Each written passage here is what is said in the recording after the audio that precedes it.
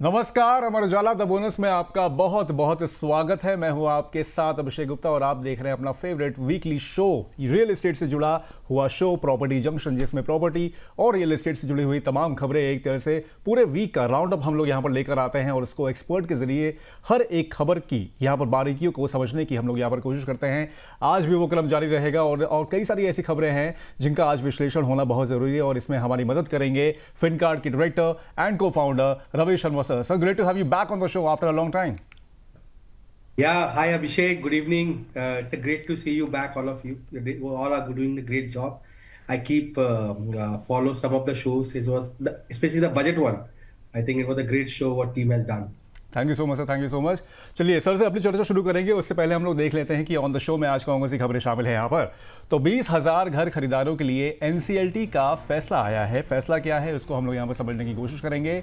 उसके बाद फिर रुक करेंगे रियल एस्टेट में कितना बढ़ेगा रोजगार 2030 तक के लिए। कई सारे अनुमान लगाए गए हैं और कितना आंकड़ा ये बढ़ जाएगा उसको भी हम लोग यहाँ पर जानने की कोशिश करेंगे।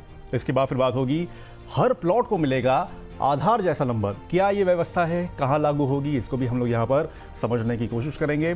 इसके बाद जानेंगे कहाँ आएगी 114 नई टाउनशिप, कौन से राज्य में प्लान लाया गया है 114 नई टाउनशिप्स का, इसको भी खोलकर खबर को हम लोग यहाँ पर देखेंगे।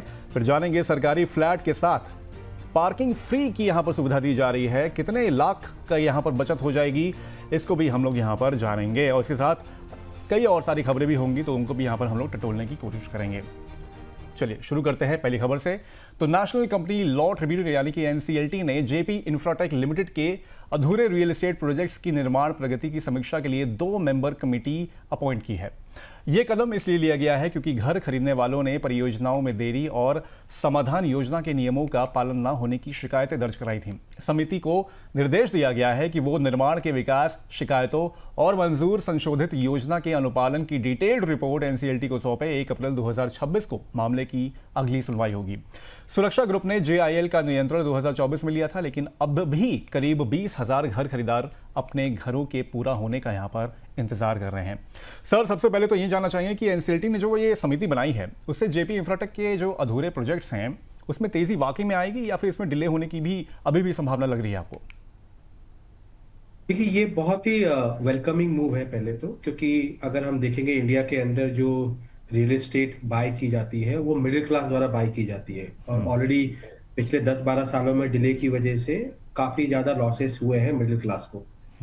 तो हमने देखा कि 2024 में ये एक पहला डिसीजन आया था, बट जब भी कोई एनसीएलटी द्वारा निर्देशित द्वारा कोई भी कंपनी इसका चार्ज लेती है तो इसमें जो पहला ऑब्जेक्शन आता है वो एनओसी लेना सारे खरीदारों से और उसके बाद उस प्लान ऑफ एक्शन को इम्प्लीमेंट करना।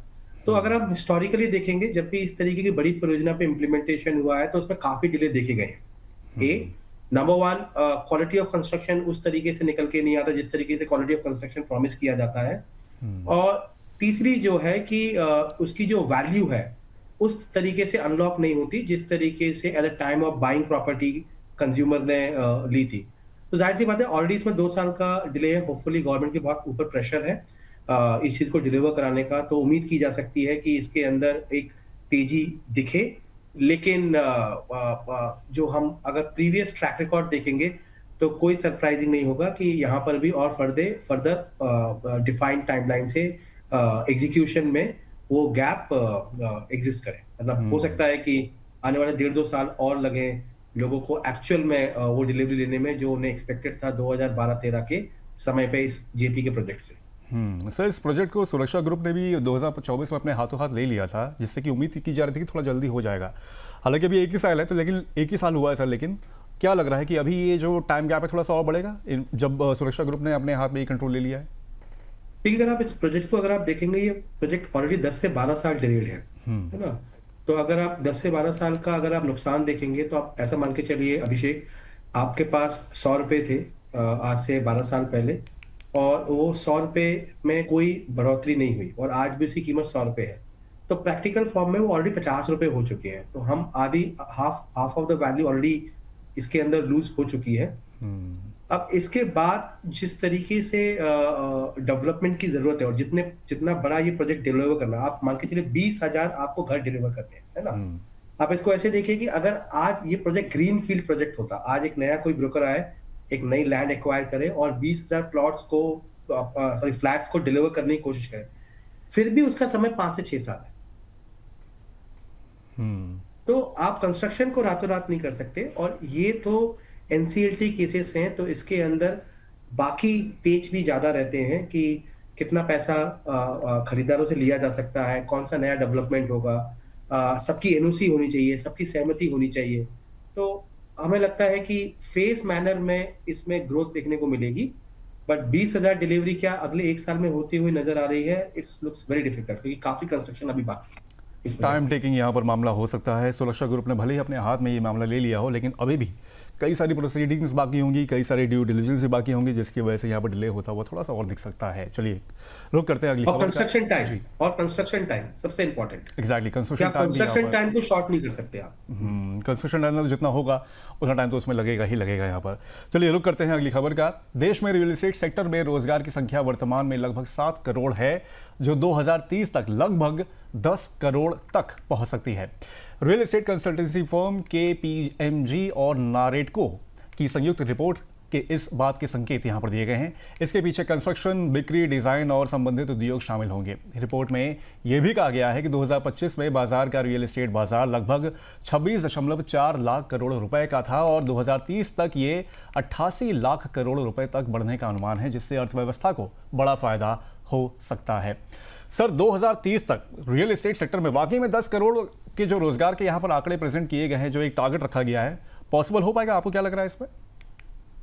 तो मैं इसका जवाब एक डेटा से देने की कोशिश करूंगा अभिषेक। तो अगर आप इस साल का बजट एलोकेशन अगर आप देखेंगे, तो गवर्नमेंट ऑफ इंडिया ने 12.5 लाख करोड़ जो है अप्रोक्सीमेटली इंफ्रास्ट्रक्चर डेवलपमेंट के लिए एलोकेट किया। मतलब इसका मतलब ये है कि ये साल में गवर्नमेंट स्पेंडिंग ही इंफ्रास्ट्रक्चर के अंदर 12.5 लाख करोड़ होने वाली है, एक साल की स्पेंडिंग है ना। ये इंडिया के पूरे इंडिपेंडेंस इतिहास की हाईएस्ट एलोकेशन है इंफ्रास्ट्रक्चर स्पेंड, है ना। इससे पहले जो हाईएस्ट एलोकेशन था वो 2023 में था, जो 7 लाख करोड़ के आसपास था। तो नंबर वन, गवर्नमेंट का बहुत फोकस है ज्यादा से ज्यादा रियल एसेट्स बिल्ड करने के अंदर, तो उसका डायरेक्ट बेनिफिट मिलेगा कंस्ट्रक्शन कंपनीज को और नए रोजगार पैदा होंगे। दूसरा एक डेटा है कि इंडिया की अगर आप मिडिल क्लास पॉपुलेशन देखेंगे, वो आज के समय पे 14 मिलियन है। 14 मिलियन पॉपुलेशन है। 14 मिलियन पॉपुलेशन के लिए एक जो बेसिक नेसेसिटी है वो रोड, बिजली और घर, ये 3 एक बेसिक नेसेसिटी है। सो अगर हम किसी भी इकोनॉमी को देखते हैं, जो भी डेवलपिंग इकोनॉमी, जैसे चाइना का अगर एग्जांपल लेते हैं, तो चाइना अपने पीक में अगर हम पिछला 4-5 साल छोड़ दें, पीक में अपनी जीडीपी का 25% कॉन्ट्रीब्यूशन से रियल एस्टेट से लेके आ रहा था। तो ये जो नंबर है काफी रियलिस्टिक है, क्योंकि आने वाले 5-7 सालों के अंदर जो सबसे ज्यादा आप सिर्फ रोजगार नहीं, कैपिटल एलोकेशन या लोगों का स्पेंड अगर आप देखेंगे, तो वो रियल एस्टेट और रियल एस्टेट रिलेटेड एक्टिविटीज में ही रहेगा। तो ये बहुत अच्छी खबर है कंट्री लाइक इंडिया, जहां पर बेरोजगारी was one of the critical topic to talk about it. तो ये नंबर बढ़ेगा। देखने वाली बात होगी क्या हम वो क्वालिटी ऑफ कंस्ट्रक्शन मेंटेन कर पाते हैं कि नहीं, एंड दैट विल ड्राइव कि लोग इसको कितने डायरेक्ट बेनिफिट हम लोग इसका फायदा उठा पाएंगे। पॉइंट तो सर आपने अच्छा बोला है कि क्वालिटी ऑफ कंस्ट्रक्शन पे इसका क्या जो होगा वो असर पड़ेगा। सर, ये माने कि मतलब सफिशिएंट स्किल्ड वर्कफोर्स जो है वो मौजूद है, और जो एक तरह से पॉलिसी सपोर्ट है वो यहाँ पर मौजूद है। आपको लग रहा है कि सफिशिएंट है जो ये टारगेट दिया गया है उसको अचीव करने के लिए? ये काफी रियलिस्टिक, मतलब देखिए रियलिस्टिक टारगेट है, क्योंकि पहली बात तो ये टारगेट से भी ज्यादा ये है कि ये नेसेसिटी है हमारे देश की। तो अगर आप एक और डेटा देखेंगे, जैसे अगर आप किसी भी डेवलप इकोनॉमी को देखेंगे, तो उसमें एक जो रेशियो देखा जाता है कि किसी देश की आबादी कितनी अर्बनाइज्ड है और कितनी रूरल में रहती है ना। तो एक अच्छे देश में करीब 70 से 80% आबादी अर्बन में रहती है, रूरल में नहीं रहती। चाहे हम उसको चाइना का एग्जाम्पल लें, जापान का एग्जाम्पल लें, बट इंडिया के केस में ये एग्जैक्टली अपोजिट है। हमारी 45% आबादी अर्बन है और 55% आबादी रूरल में है। तो ये ग्राफ चेंज होगा, ये ग्राफ 70-75% के आसपास जाना चाहिए। और आप वो माइग्रेशन देखेंगे, तो आज के समय में अगर आप नए शहरों पे जब दबाव देखेंगे पॉपुलेशन का, वो माइग्रेशन का दबाव है, ना कि पॉपुलेशन बढ़ने का। वो भी एक रीजन है, बट लार्जर माइग्रेशन का। तो माइग्रेशन बढ़ेगा, लोगों की डिमांड इंक्रीज होंगी, गवर्नमेंट का भी फोकस है।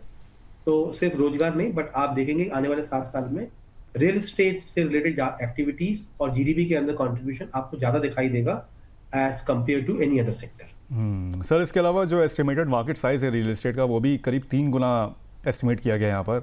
26 लाख करोड़ से बढ़कर 88 लाख करोड़ रुपए तक पहुँचने की यहाँ पर एक तरह से संभावना जताई गई है। लेकिन सर क्या लग रहा है कि इससे मिडिल क्लास खरीदार जो है उनको यहाँ पर फ़ायदा मिलता हुआ दिखेगा, या फिर जो बड़े डेवलपर्स हैं या बड़े निवेशक हैं उन्हीं को यहाँ पर फ़ायदा मिलता हुआ दिख सकता है? देखिए, कैपिटलिज्म के वर्ल्ड में big will become bigger, smaller will die और collaborate, the theory place in the capitalism world. आप अमेरिका में भी देखेंगे या आप इंडिया में भी देखेंगे। मैं आपको एक छोटी, जैसे हम लोग नोएडा में काफी क्लोजली काम करते हैं, तो आप देखिए 2008 के टाइम पे आप देखिए नोएडा के अंदर कितनी सारी रियल एस्टेट कंपनीज थी, छोटी रियल एस्टेट कंपनी, बड़ी रियल एस्टेट कंपनी। बट आज जब हम देखते हैं तो वो आप चुनिंदा 4-5 नाम पे आप बैंक करोगे। तो ये एक टिपिकल रीजन है। तो ऑफकोर्स बहुत सारी नई कंपनीज आएंगी, बट आप देखेंगे कि 60-70% जो मार्केट शेयर होगा वो चुनिंदा कंपनीज के पास ही रहने वाला है। तो ये भी एक इसका क्या कहेंगे सर, इसको ड्रॉबैक है? ये कैपिटलिज्म का तरीका है काम करने का, मतलब इसको हम drawback, but this is how capitalism work. क्योंकि आज आप कंज्यूमर के पॉइंट ऑफ व्यू से समझिए, आप और मैं अगर एक नई प्रॉपर्टी लेने जाते हैं, और हम किसी का नाम लेके किसी को शर्मिंदा नहीं करना चाहेंगे, बट मैं आपको बोलूं कि ये कंपनी ए है जिसे आप जानते भी हैं और जिसका एक ट्रैक रिकॉर्ड है ना, जिसके फ्लैट की प्राइस मान के चलिए 1 करोड़ रुपए है, और दूसरी कंपनी बी है जिसका आप नाम जानते भी नहीं है, कोई ट्रैक रिकॉर्ड नहीं है, बट उसकी प्राइस 90 लाख है। लोगों का जिस तरीके से अभिषेक लास्ट 10 साल में एक्सपीरियंस रहा ना, मैं जेपी की बात की, आप समझिए कितना बड़ा नुकसान किया है जेपी ने इस प्रोजेक्ट में, कि लोगों की हार्ड अर्निंग से खरीदा गया घर 12-12 साल तक डिलीवर नहीं हुआ है। तो जो मिडिल क्लास का जो झुकाव है वो हमेशा उन ब्रांड्स पे रहेगा जो डिलीवरी कर सकते हैं, क्वालिटी पे काम कर सकते हैं और टाइमलाइन पे कमिटेड रह सकते हैं, मोस्ट इंपॉर्टेंट। तो ये ज्यादातर आपको देखने को मिलेगा कि बड़े कंपनीज ये कर पाएंगी, जो कर पाएगा। हो सकता है कुछ छोटी कंपनीज बहुत बड़ी, आज डीएलएफ को लोग इसीलिए वैल्यू करते हैं कि उन्होंने जो बोला वो डिलीवर किया है, और जेपी को लोग इसलिए नाराज हैं कि उन्होंने जो बोला वो डिलीवर नहीं किया। एग्जैक्टली। तो जाहिर सी बात है इसके बेनिफिशियरी बड़ी कंपनीज रहने वाली हैं, but affordability point of view से मुझे लगता है कि ये जो मार्केट है सभी का मार्केट होगा। तो लग्जरी हाई एंड प्रोजेक्ट्स भी आएंगे, but at the same time बहुत सारे घर मिडिल क्लास के हिसाब से ही बने जाएंगे, क्योंकि 14 मिलियन जो लोग हैं जिनकी जो जरूरत है ये मिडिल क्लास ऑडियंस है, और अगर इतना बड़ा हमें डेवलपमेंट करना है तो जाहिर सी बात है ये मिडिल क्लास को नजर में रख के किया जाना चाहिए और पड़ेगा। तो ये शायद विन विन सिचुएशन सभी के लिए रहने वाली है। चलिए ये बात निकल कर आती है, और ऑब्वियसली बात है कि जब 2030 तक जो टारगेट रखा गया है, जैसे कि सर ने कहा है कि मार्केट ये सभी का है रियल एस्टेट के लिए, तो फिर यहाँ पर मिडिल क्लास भी शामिल है, उसको भी यहाँ पर फ़ायदा होता हुआ दिख सकता है। चलिए अब रुक करते हैं दिल्ली का। दिल्ली सरकार ने राजधानी के हर जमीन के टुकड़े को 14 डिजिट की खास पहचान देने का ऐलान किया है। इसे unique land parcel identification number यानी कि ULPIN कहा जाएगा। ये एक डिजिटल पहचान है जो हर जमीन के टुकड़े को एक खास पहचान कोड देती है, ताकि जमीन के मालिकाना हक, सीमाएं और रिकॉर्ड साफ और आधुनिक तरीके से रखे जा सकें। इसका मकसद लंबे समय से चल रहे लैंड डिस्प्यूट्स, फेक रजिस्ट्री और करप्शन को कम करना है। इसके लिए drone surveys, high resolution imaging और जियो मैपिंग का इस्तेमाल होगा, जिससे हर प्लॉट का डिजिटल नक्शा तैयार होगा और सभी जानकारी को एक ही कोड से जोड़ा जा सकेगा। 2019 में भी केंद्र सरकार ने इसे लाने पर विचार किया था और मेरे ख्याल से दिल्ली से इसकी शुरुआत होती हुई दिख रही है। सर, क्या ULPIN लागू होने के बाद जमीन से जुड़े जो विवाद हैं, फेक रजिस्ट्री, भ्रष्टाचार में वास्तव में कमी आएगी, या जमीनी स्तर पर इसे लागू करने में कुछ चुनौतियां सामने आती हुई दिख सकती हैं आगे? देखिए, ये बहुत अच्छा स्टेप है। मेरे हिसाब से ये स्टेप आज से 10-15 साल पहले ही इम्प्लीमेंट होना चाहिए था, लेकिन अभी ये प्रपोजल स्टेज पे है, इसका एग्जीक्यूशन ग्राउंड अभी डिसाइड होना बाकी है। बट अगर ये ठीक तरीके से इम्प्लीमेंट हो पाएगा तो बहुत सारे डिस्प्यूट सॉल्व होंगे। और इनफैक्ट आपने अभी रिसेंटली सुना होगा, गुड़गांव में एक जो स्कैम निकल के आया कि एक ही प्रॉपर्टी को 25 बार बेच दिया गया था। तो इस तरीके की चीजें जो है ना वो इसमें रुकेंगी। इसमें जो मेरा एक जो कंफ्यूजन है वो ये है कि एक तरफ जो गवर्नमेंट का जो इनिशिएटिव है हर प्रॉपर्टी को आधार से लिंक करना, तो जो हमें समझ में नहीं आया वो ये नहीं आया कि आपको एक अलग से UL पिन क्रिएट करने की क्या जरूरत है। क्यों ना उस प्रॉपर्टी को भी आधार से लिंक कर दिया जाए, ओनरशिप के बेसिस पे किया जाए, एरिया उसी में आइडेंटिफाई कर दिया जाए, that could have been much easy process to implement. But anyways, अगर ये ठीक तरीके से इम्प्लीमेंट हो पाता है, और हमारे हिसाब से तो ये कंट्री लेवल पे इम्प्लीमेंट होना चाहिए, क्योंकि इंडिया के अंदर जो डिस्प्यूट रेट है प्रॉपर्टी का, it is one of the highest in all across the world. हम जब हम बात करते हैं तो बड़े देशों की बात करते हैं, जैसे अमेरिका, चाइना, जापान, यूरोप, इन कंट्रीज की अगर हम बात करें, यहाँ पर जो प्रॉपर्टी डिस्प्यूट रेट है वो लेस देन 1% है। बट इंडिया के अंदर ये डिस्प्यूट रेट बहुत ज़्यादा है, और एवरेज टेन्योर एक डिस्प्यूट को सॉल्व करने में जो इंडिया में लग रहा है वो 15 साल, 20 साल, 25 साल लग रहा है, जहाँ पर एक इंसान की पूरी जिंदगी व्यतीत हो जाती है। और तीसरा, जो इंडिया में अगर आप देखेंगे रियल एस्टेट की जो डील्स होती है, ज़्यादातर real estate deals middle class की है। वो अपने सेविंग्स का 50%, 60% पैसा इन्वेस्ट करते हैं। सॉरी, तो एक सिंगल डिस्प्यूट जो है वो उनकी लाइफ को मेक एंड ब्रेक कर सकता है। तो ये बहुत अच्छा इनिशिएटिव है आई थिंक, बट जिस प्रकार से आधार को पूर्ण तरीके से इम्प्लीमेंट होने में एक डिकेड से भी ज्यादा का समय लगा, तो शायद वो सारी चीजें हमें यहाँ पर भी देखने को मिल सकती है। Sir, drone imaging, drone survey और जियो मैपिंग की टेक्नोलॉजी का भी इस्तेमाल किया करने की बात की जा रही है। डिजिटल रिकॉर्ड की सटीकता इससे बनेगी। सर, क्या लग रहा है कि इससे जो सेफ्टी होगी रिकॉर्ड्स की, उसकी सुनिश्चित की जा सकेगी इससे? क्योंकि मुझे ये भी याद आ रहा है कि कुछ राज्य में, एग्जैक्ट मुझे राज्य का नाम याद नहीं आ रहा, लेकिन जब ये सर्विस, ये टेक्नोलॉजी लेके आई गई थी वहाँ पर, ड्रोन सर्वे और जियो मैपिंग की, जिससे काफ़ी डिस्प्यूट और भी कई सारे सामने आए थे। जिससे बताया जाता है कि जैसे कि आपका लैंड अगर है, तो लैंड की जो बाउंड्री है उससे ये पता चल रहा था कि वो बाउंड्री थोड़ी ज़्यादा खींची हुई है, और जो खसरा जो होता है उसमें वो मेंशन इतना था नहीं, उसमें बताया गया था कि वो छोटा दायरा है उसमें था। तो इससे क्या लग रहा है, इससे क्या निकल के आएगा? इससे डिस्प्यूटेड, देखिए इनिशियली जब भी कोई टेक्नोलॉजी इंप्लीमेंट होती है, सर्टेनली डिस्प्यूट्स इंक्रीज होंगे। और इंडिया के अंदर जो आप देखेंगे कि छोटी जगहों पे, स्पेशली दिल्ली वगैरह में तो फिर भी कम है, छोटी जगहों पे अगर आपका प्लॉट का साइज 100 स्क्वायर फीट का है, तो आप बाजू वाले के में पाँच पाँच पाँच स्क्वायर फीट आप एक्स्ट्रा ले लेते हैं। राइट। या फिर बहुत सारी सरकारी जमीनों पे आप देखेंगे कि बहुत सारा कंस्ट्रक्शन हो रखा है। तो ये डिस्प्यूट जो आने वाले हैं, ये एमसीडी लेवल पे टेक्निकल रहेंगे। इसलिए मैंने बोला कि इसका जो इम्प्लीमेंटेशन है, वो इम्प्लीमेंटेशन इमीडिएटली होता हुआ नजर नहीं आने वाला है। जिस प्रकार से आधार को एक डिकेड लगा इसको इम्प्लीमेंट होने में, सेम लेवल पे इसका इम्प्लीमेंटेशन भी बहुत लंबे समय तक चलने वाला है। दूसरा ये है कि आधार में आपके पास एक एक एक ऑप्शन था कि आप अगर कोई चीज गलत है तो आप उसे अपडेट करा सकते थे। प्रॉपर्टी में ये सब नहीं रहते, बहुत टेक्निकल चीजें आएंगे कि जहां पर ऑन पेपर आपका जो एरिया है, ऑन पेपर जो प्लॉट नंबर है वर्सेस जो हाई रेजोल्यूशन के हिसाब से आपने मैप किया गया है, उसमें गैप्स दिखेंगे। और एमसीडी लेवल पे मेरे हिसाब से एक टेक्निकल टीम की आवश्यकता पड़ेगी इस तरीके के मैटर को सॉल्व करने के लिए।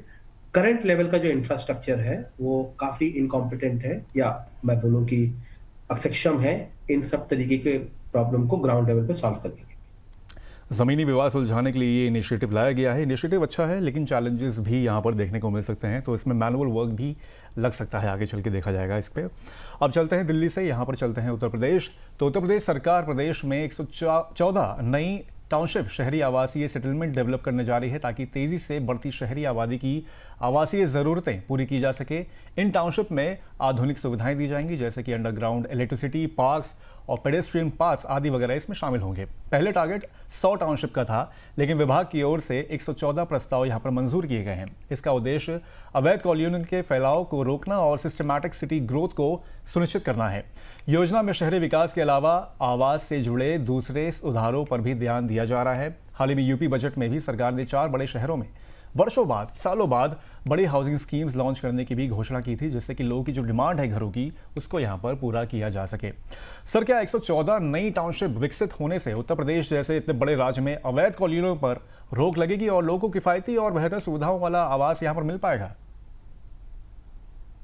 तो अगर आप प्रीवियस रिकॉर्ड देखेंगे अभिषेक, तो ये पहले सक्सेस नहीं रहा है। जैसे अगर आप इंडिया लेवल पे देखेंगे तो सेंट्रल लेवल पे 100 स्मार्ट सिटी बनाने का भी एक प्रपोजल आया था। बट जब आप ग्राउंड इम्प्लीमेंटेशन देखते हैं तो ऑलमोस्ट अ डिकेड आफ्टर, तो हमें तो कोई स्मार्ट सिटी अभी दिखती नहीं है एक्चुअली, देखा जाए तो समय बताएगा। लेकिन गवर्नमेंट उस डायरेक्शन में सोच रही है, इस सोच का भी स्वागत किया जाना चाहिए। बिकॉज उत्तर प्रदेश जैसा स्टेट जहां पर आबादी 20 करोड़ से ऊपर है, वहां पर स्ट्रक्चर डेवलपमेंट की बहुत बहुत आवश्यकता है। तो उत्तर प्रदेश ने ये काम नोएडा में करके दिखाया है, ग्रेटर नोएडा में करके दिखाया है। आई एम श्योर बाकी जगहों पे भी वो काम देखने को मिलेंगे।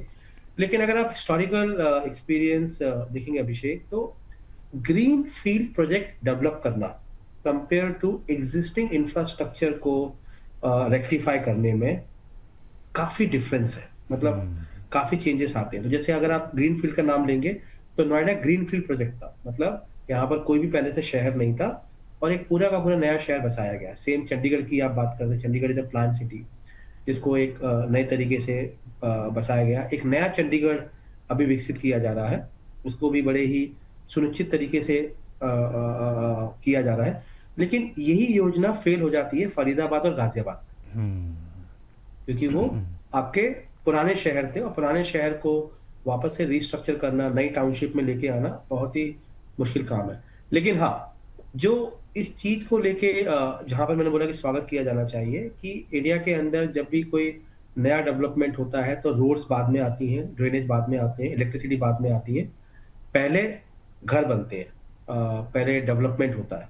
तो आई थिंक अगर इसको अगर ठीक तरीके से अगर इम्प्लीमेंट किया किया किया गया, तो जो आज टीयर 3 टीयर 4 सिटीज में जो ट्रैफिक की हालत है वो, और जिस तरीके से लोगों की बेसिक नेसेसिटी कॉम्प्रोमाइज्ड है ना, वो शायद मेरे हिसाब से बेहतर देखने को मिली। मैं आपको एक समझाता हूँ, हम सब कई सारे लोग छोटे शहरों से आते हैं, कोई जयपुर से आता है, कोई लखनऊ से आता है। अगर हमें अपना बचपन याद हो तो आप देखेंगे हमारे शहरों में चीजें बड़ी ऑर्गेनाइज हुआ करती थी पहले, रोड ठीक थी क्योंकि आबादी कम थी। बट आज आप इन्हीं शहर में अगर वापस जाते हैं तो यहाँ का ट्रैफिक आपके गुड़गांव दिल्ली से भी ज्यादा ट्रैफिक है, ज्यादा कंजेक्शन है, बेसिक नेसेसिटी ज्यादा कॉम्प्रोमाइज्ड है ना। राइट। तो हो सकता है कि ये डेवलपमेंट सर्टेन लोगों को लाइफ में ईज करे। लेकिन मेरा वही सवाल होगा कि आज से 7 8 10 साल पहले 100 स्मार्ट सिटी का भी प्लान था, बट वो अभी कहीं पर हमें दिखाई नहीं देता। तो ये कैसे होने वाला है, टाइम विल टेल। सर, ये बात आपने सही बोली है कि जब हम लोग अपने पुराने शहरों में जाते हैं, जैसे कि लखनऊ का मैं हूँ, मैं भी जब जाता हूँ कई महीनों बाद, तो बहुत सारी चीज़ें डेवलप हो चुकी होती हैं। लेकिन ये भी बात सही है कि डेंस पॉपुलेशन जो है वो धीमे धीमे और बढ़ती हुई दिखती है, तो उसका भी यहाँ पर मुझे लगता है कि थोड़ा सा मैनेजमेंट करने की वाकई में काफ़ी ज़रूरत है। लेकिन सर, यूपी बजट में भी हम लोगों ने देखा था कि वहाँ पर, जैसे कि मैंने अपनी खबर में भी जिक्र किया, 4 शहरों में कम से कम 20 साल बाद, 22 साल बाद, 25 साल बाद एक हाउसिंग स्कीम्स लॉन्च करने की भी यहाँ पर तैयारी की जा रही है। तो लग रहा है कि यूपी सरकार काफ़ी फोकस्ड हो रही है धीमे धीमे करके बड़े बड़े शहरों में पुरानी योजनाओं को लाने के लिए, अफोर्डेबल हाउसिंग स्कीम्स लाने के लिए, जिससे कि लोगों की जो डिमांड है उसको पूरा किया जा सके। तो ये बेसिक नेसेसिटी है, क्योंकि आपने थोड़ी देर पहले जो बात बोली थी कि क्या मिडिल क्लास को फायदा होगा अगर प्राइवेट बिल्डर्स इसके अंदर आएंगे, तो जाहिर सी बात है कि प्राइवेट बिल्डर्स की प्रायोरिटी प्रॉफिट बनाना होता है और कोऑपरेटिव सोसाइटीज की प्रायोरिटी लोगों को घर देना होता है। तो अगर गवर्नमेंट वो डेवलपमेंट करेगी तो शायद ज्यादा लोगों को घर दिए जा सकेंगे अफोर्डेबल सेगमेंट के अंदर, और एक बेहतर सुविधाओं के साथ में दिए जाएंगे। लेकिन जैसा कि मैंने बोला, इम्प्लीमेंटेशन, जैसे दिल्ली के अंदर अगर आप देखेंगे कोऑपरेटिव सोसाइटीज का बहुत कल्चर था अभिषेक। जैसे आप मयूर विहार, वसुंधरा इनक्लेव, मयूर विहार एक्सटेंशन, अगर आप आईपी एक्सटेंशन, इन एरिया को देखेंगे, ज्यादातर एरिया कोऑपरेटिव सोसाइटीज ने डेवलप किए, है ना। लेकिन 2000 के आसपास काफी विवाद रहा करप्शन की वजह से, और उस तरीके से पिछले 20-22 सालों में नए डेवलपमेंट दिल्ली के अंदर नहीं हो पाए। तो कोऑपरेटिव सोसाइटीज जो है, जो टाउनशिप है, जिसको गवर्नमेंट लेवल पे डेवलप किया जाता है, क्योंकि ज्यादातर डेवलपमेंट या तो अथॉरिटीज करती हैं या फिर कोऑपरेटिव सोसाइटीज करती हैं। तो वहां पर जो प्रीवियसली देखा गया है कि quality of delivery number 1, number 2 corruptions, है ना, ये ज्यादा बड़े कंसर्न रहे हैं। तो अगर गवर्नमेंट उस इनिशिएटिव को, मतलब इस प्रॉब्लम स्टेटमेंट को अगर सॉल्व कर पाती है, ये सर्टेनली बहुत बेनिफिशियल रहने वाला है middle class point of view से। क्योंकि आज आप लखनऊ में अगर रहते हैं और एक मिडिल क्लास की मासिक आय 15-20 हजार रुपए है, मुझे नहीं लगता कि वो एक घर लेने के बारे में सोच सकता है मुझे, क्योंकि लखनऊ में कोई भी प्राइवेट डेवलपर मेरे हिसाब से 20, 25, 30, 40 लाख रुपए से नीचे का घर अवेलेबल नहीं कराएगा। जो कि गवर्नमेंट अगर अपने लेवल पे डेवलपमेंट करती है, छोटे घर बनाएंगी, अपने सब्सिडाइज रेट पे घर बनाएंगे, और शायद सस्ते रेट्स पे 1 BHK 2 BHK मिडिल क्लास के लिए अफोर्डेबल सेगमेंट में बनाए। ऐसा पहले हुआ है और आइडियली यही होना चाहिए, but again time will tell इसका एग्जीक्यूशन कैसे होगा, पहले विवाद करप्शन के रहे हैं। और दूसरे जो हमने बोला कि मैं बार बार बोल रहा हूँ कि 100 स्मार्ट सिटीज भी इंडिया में देखनी थी हमें, बट अभी हमें 100 स्मार्ट सिटीज दिखाई नहीं दे रही है। अनाउंसमेंट अच्छी है, इम्प्लीमेंटेशन भी उतना ही अच्छा हो तो ज़्यादा अच्छा होगा। मिडिल इनकम ग्रुप के जो लोग हैं उनकी जो अफोर्डेबिलिटी की समस्या है वो यहाँ पर सुधरती हुई फिर दिख सकती है इम्प्लीमेंटेशन, लेकिन अगर कायदे से यहाँ पर अगर होता हुआ दिख जाता है तो। चलिए यूपी से रुक करते हैं अब दिल्ली का। दिल्ली विकास प्राधिकरण यानी कि डीडीए ने अपनी कई आवास योजनाओं में फ्लैट की कीमतों से पार्किंग चार्ज हटाने का बड़ा फैसला किया है। अब खरीदारों को फ्लैट खरीदते समय कवर्ड या ओपन पार्किंग के लिए अलग से शुल्क, अलग से फीस यहां पर नहीं देनी होगी। इसके बजाय पार्किंग का खर्च अब योजना की कुल विकास लागत में ही शामिल किया जाएगा, जिससे फ्लैट की कुल कीमत लगभग 5 लाख से 12 लाख रुपए तक कम हो सकती है।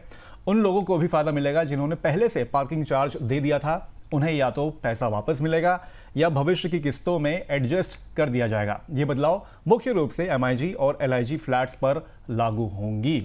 सर, क्या इससे वास्तव में फ्लैट सस्ते होंगे या कीमत केवल स्ट्रक्चर यहां पर बदलाव होता हुआ इसमें दिखेगा आपको? देखिए ये बहुत वेलकमिंग मूव है, लेकिन अगर आप पहले देखेंगे, जब भी आप कोई कॉस्ट ऑफ जब आप कंस्ट्रक्शन करते हैं, हम सब बिजनेसमैन हैं, तो आप पहले ऐसे बोलते थे कि ठीक है आप हमसे घर ले लीजिए और खर्च, और जो हमें पैसा है वो घर का दीजिए, और जो पार्किंग है वो हम अलग से बेच के उसका खर्चा हम अलग से निकाल लेंगे। तो इनडायरेक्टली जो मुझे समझ में आया, डीडीए ने जो बोला है वो ये बोला है कि इसको अगर मैं ठीक तरीके से रीड करूं कि एक पार्किंग जो है वो एक घर ओनर का फंडामेंटल राइट है। कि भाई जस्ट बिकॉज आप अफोर्ड नहीं कर सकते या आपके पास चॉइस है, तो आप डिसाइड करते हो कि मुझे पार्किंग लेनी है नहीं लेनी है। और उस चक्कर में क्या हो रहा है, कंजक्शन इंक्रीज ही हो रहा है दिल्ली में। दिल्ली में पार्किंग एक बहुत बड़ी समस्या है।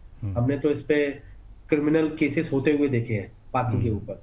तो शायद डीडीए का उद्देश्य ये था कि एक पार्किंग फंडामेंटल राइट है हर फ्लैट का, और एक ये बेसिक नेसेसिटी की तरह दिए जाना चाहिए, जैसे घर में बिजली का कनेक्शन, पानी कनेक्शन दिया जाता है। पैसे कम होंगे, आई हाईली डाउट, क्योंकि एक जो कंस्ट्रक्शन कॉस्ट होती है, मेरे हिसाब से उसमें ये पहले से ही एडजस्ट किया जाता था कि हम फ्लैट बेचेंगे तो हमें मान के चलिए 50 करोड़ रुपए आएंगे और 5 करोड़ रुपए हम पार्किंग में से कमा लेंगे, तो टोटल कंस्ट्रक्शन कॉस्ट 50-55 करोड़ का होगा, and that's how it really happen. तो मेरे हिसाब से यहाँ पर फ्लैट के प्राइसेस में ये कॉस्ट इनबिल्ट की जाएगी, तो फ्लैट के प्राइस कम नहीं होंगे, थोड़े से बढ़ेंगे। पर हाँ, जो चीज एक निकल के आएगी कि पार्किंग सबके लिए कर देने से थोड़ी पार्किंग की समस्या कम होगी। बेसिक फंडामेंटल राइट की तरह मैं इसको देख रहा हूँ, रादर देन ऐसा कॉस्ट बेनिफिट। सर, एक प्रमोशनल स्ट्रैटेजी भी कह सकते हैं, क्योंकि डीडीए काफ़ी समय से यहाँ पर कोशिश कर रहा है कि उनके जो फ्लैट्स जो नहीं बिक रहे हैं उनको भी यहाँ पर बेचा जाए। हालांकि ये भी है कि जो पुराने जो फ्लैट बायर्स हैं उनके लिए भी ये बोला गया है कि वो एडजस्ट कर सकते हैं, जो जिन्होंने प्राइस दे दिए हैं और पार्किंग की जो फीस होती है वो जो दे दी है उसको भी एडजस्ट करने की बात वैसे की जा रही है। क्या लग रहा है सर इसमें? देखिए, एक तो यस, एक पार्ट है, कुछ प्लॉट्स के लिए ये प्रमोशनल स्कीम्स हो सकती हैं, क्योंकि डीडीए के जो ज़्यादातर डेवलपमेंट थे वो मिडिल क्लास के हिसाब से, उनके हिसाब से वो उनके लिमिट में नहीं थे। मतलब काफ़ी आउटस्कोर डेवलपमेंट किए गए। मैंने कुछ प्रोजेक्ट्स देखे हैं जहाँ पर एक बेसिक इंफ्रास्ट्रक्चर नहीं है, मेट्रो सर्विसेज नहीं है, इस वजह से काफ़ी डिमांड सप्लाई मिसमैच था।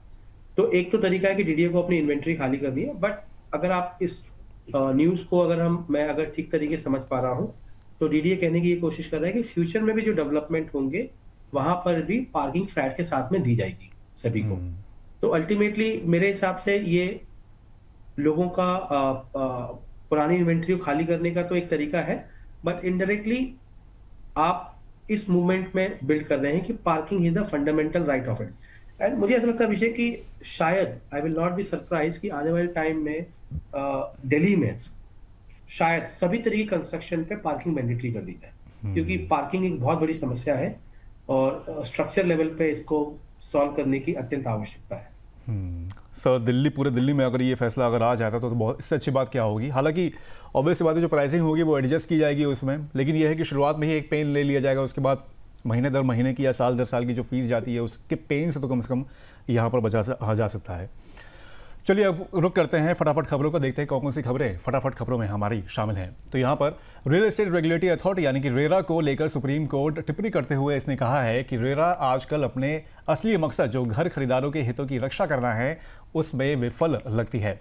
अदालत के अनुसार रेरा केवल डिफॉल्टिंग बिल्डर्स को फायदा देती है और आम घर खरीदारों की उम्मीदों पर खरीद नहीं उतर रही है। न्यायालय ने सुझाव दिया है कि अगर ये स्थिति बनी रहती है तो राज्यों को रेरा को खत्म करने पर विचार करना चाहिए। अदालत ने यह भी कहा है कि रेरा की संरचना और कामकाज को दोबारा सोचना चाहिए ताकि ये घर खरीदारों के हित में काम करें। वहीं दिल्ली एनसीआर में पिछले साल 2025 में घरों की औसत कीमतों में सिर्फ 6% की मामूली बढ़ोतरी देखी गई है, जबकि 2024 में इसमें 49% का तेज उछाल देखा गया था। प्रॉप टाइगर की रिपोर्ट के मुताबिक पहले तेजी के बाद अब कीमतों में बढ़ोतरी की रफ्तार धीमी हो गई है। इसकी वजह ऊंचे दाम, खरीदारों की सतर्कता और बाजार में संतुलन बनाना माना जा रहा है। हालांकि मांग पूरी तरह कमजोर नहीं हुई है और अच्छी लोकेशन वाले प्रोजेक्ट्स में रुचि बनी हुई है। विशेषज्ञों का कहना है कि भविष्य में कीमतों में स्टेबल और लिमिटेड बढ़ोतरी का रुझान देखने को मिल सकता है, ना कि पहले जैसा तेज उछाल। वहीं 2025 में भारत के प्रमुख शहरों जैसे कि दिल्ली, मुंबई, बेंगलुरु, नोएडा और गुरुग्राम में रेंट लगभग 25% तक बढ़ गया है। रेजिडेंशियल सर्विसेज फर्म सैविस इंडिया के डेटा के अनुसार इसके पीछे मुख्य वजह घरों की कीमतें लगातार बढ़ना, लोगों का अपने ऑफिस जाने के लिए वापस आना और बड़ी आमदनी वाले लोगों का किराए पर आवास लेना बताई जा रही हैं। इस वजह से केवल ऑफिस के करीब रहने वाले कर्मचारियों को अब महंगे किराए से बचने के लिए शहर के आउटस्कर्ट्स यानी कि शहर के बाहर के जो इलाके होते हैं वहां जाना पड़ रहा है। विशेषज्ञों के अनुसार ये रेंट की बढ़ोतरी 2026 तक जारी रह सकती है। सर, इन खबरों में किसी में एक में टिप्पणी करना चाहेंगे आप? तो मैं ये जो रियल एस्टेट जो प्राइसेस हैं इसके ऊपर बात करना चाहूँगा, क्योंकि मुझे याद है हमने काफ़ी टाइम पहले एक शो किया था और मैंने तब भी ये बोला था कि कोविड के बाद में जो रैली देखी गई थी उसका एक सबसे बड़ा मुख्यतः कारण था कि 2009 से लेके 2020 तक रियल एस्टेट में किसी तरीके की बढ़ोतरी नहीं दिखी after the Covid, after the 2008 crisis. Right. इसका रियलाइनमेंट कोविड के बाद में हुआ, है ना। बट जो रिसेंसेस बायसनेस है जिसकी वजह से लोगों को ये लगने लगा कि प्रॉपर्टीज में पैसा हर साल 2 साल में डबल हो जाता, तो ये कुछ नया नहीं था। मेरे हिसाब से प्रॉपर्टी के प्राइसेस अब रीअलाइंड हो चुके हैं जो उनकी फेयर मार्केट वैल्यूएशन होनी चाहिए। दूसरा एक जो रीजन था कि लास्ट ईयर प्राइसेस कम रहने का रीजन, सबसे बड़ा मुख्यतः रीजन था कि इंडिया के अंदर लास्ट ईयर इन्फ्लेशन जो है वो 2% रहा है ना। तो आप समझिए अभिषेक, जो रियल एस्टेट के प्राइसेस हैं वो डायरेक्टली कोरिलेटेड है जीडीपी ग्रोथ और इन्फ्लेशन से। तो अगर इंडिया में अगर जीडीपी ग्रोथ 5-6% का है और इन्फ्लेशन 2% का है तो 8%, तो रियल एस्टेट के प्राइसेस भी ±2% के आसपास ही रहेंगे। सर, एक टिप्पणी मैं इस पर लेना चाहूँगा। जो रेंट बढ़ गया है, बताया गया है कि 25% तक जो दिल्ली एनसीआर में किराया बढ़ा है वो काफ़ी लोगों को इम्पैक्ट कर रहा है और वो आउटस्कर्ट्स में जा रहे हैं खास तौर पे, क्योंकि आउटस्कर्ट्स में जाना चलिए ठीक है, सस्ता आपको किराया मिल सकता है, लेकिन वहाँ पर जर्नी करना ये सब चीज़ें भी काफ़ी इम्पैक्ट करती हैं। सर, क्या लग रहा है इसके लिए कुछ सरकार या फिर जो नियामक संस्थाएं हैं किराए को लेकर कुछ यहाँ पर संशोधन कर सकती हैं, जिसको लेकर जो वर्किंग क्लास है खास तौर पर उसको थोड़ा सा बेनिफिट मिल सके यहाँ पर? ठीक है, रेगुलेशंस तो बहुत मुश्किल है इसके अंदर, तो रेगुलेशन नहीं है क्योंकि ये फ्री मार्केट है और एक घर का किराया डिसाइड करना एक ओनर का फंडामेंटल राइट है, तो आई डोंट थिंक सो कि वहां पर कुछ आने वाला है। बट हाँ, जाहिर सी बात है जिस तरीके की तेजी रेंट पे लास्ट ईयर देखी गई है, इस साल में हमारे हिसाब से उतनी तेजी दिखाई नहीं देगी। ये टेक्निकली 2025 में जो रेंट में रियलाइनमेंट हुआ अभिषेक, वो 2024 के रियल एस्टेट प्राइसेस की वजह से हुआ। तो मैं आपको एक मैथ से समझाने की कोशिश करता हूँ। अगर आपके फ्लैट का वैल्यू 1 करोड़ रुपए है तो आपका जो रेंट है वो 2.5 लाख से लेके 3 लाख के बीच में रहेगा, यानी 25,000 रुपए पर मंथ से लेके 20,000 पर मंथ के आसपास होगा। वहीं उसी फ्लैट की कीमत अगर 1 करोड़ से 1.5 करोड़ हो जाती है ना, तो अब जो वो किराया है वो 3 लाख की जगह पे 4.5 लाख रुपए हो जाता है। तो अगर आप इन दोनों इंफॉर्मेशन को कोरिलेट करेंगे तो आपको पता लगेगा कि जो 2024 में रियल एस्टेट के एप्रिसिएशन 49% से हुए, उसका इम्पैक्ट किराए का हमें 2025-26 में 25 में दिखाई देने को मिल रहा है, क्योंकि लोगों के रेंटल की नई लीज रीन्यू हुई, लोगों को वापस से अपने किराए को रिव्यू करना था, तो लोगों ने अपने किराए को वापस से रीलाइन किया करंट फ्लैट के मार्केट प्राइस के हिसाब से। अब चूंकि लास्ट ईयर रियल एस्टेट में कोई खास बढ़ोतरी नहीं हुई है, तो ये सेम ग्राफ आपको इस साल देखने को नहीं मिलेगा। ओके, तो ये रहा आज का विश्लेषण। और रवि सर, आज आपने समय दिया और सभी खबरों का बहुत बारीकी से यहाँ पर विश्लेषण किया सर, उसके लिए सर बहुत बहुत धन्यवाद। And hopefully will see you in some episode of Property Junction again. Thank you so much Abhishek. Thank you sir. तो आज के प्रॉपर्टी जंक्शन में बस इतना ही। ये खबरों का सिलसिला आज अगले हफ्ते भी हम लोग जारी रखेंगे। ये शो आपको कैसा लगा हमें कमेंट करके जरूर बताइएगा। बाकी जल्द होगी आपसे अगले हफ्ते मुलाकात। तब तक के लिए मुझे दीजिए इजाजत। नमस्कार।